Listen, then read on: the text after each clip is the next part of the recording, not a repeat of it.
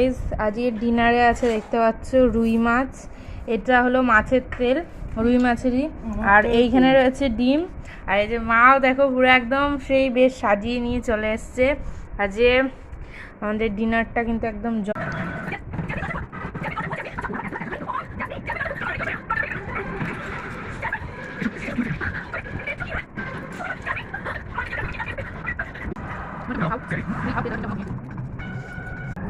রক্তমাখা আঙুলের ছাপ, এটা দেখে নিশ্চিত যে কিডন্যাপার সেটাই তো কেউ সেটা নেবে। আমরা আলোচনা করছি কেন জানি ওখানে কেউ সে আশেপাশে কেউ কেউ কাছে করো কিন্তু কে জানে এই হতে কারণে হাতে মাসুলে তদন্তি বা কোনো আঘাত বা চিনি তবে কি হ্যালো ভাই, আমরা আজকে চতুর্থ সোমবারে আমি প্রতিটা সোমবারে নিরামিষ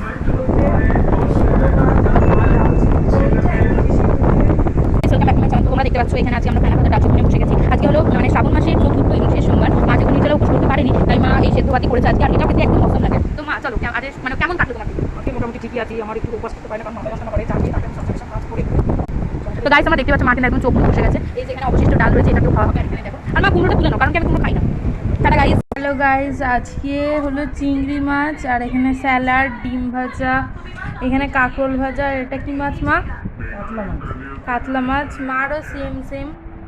আজ লাঞ্চ। চলো টাটা।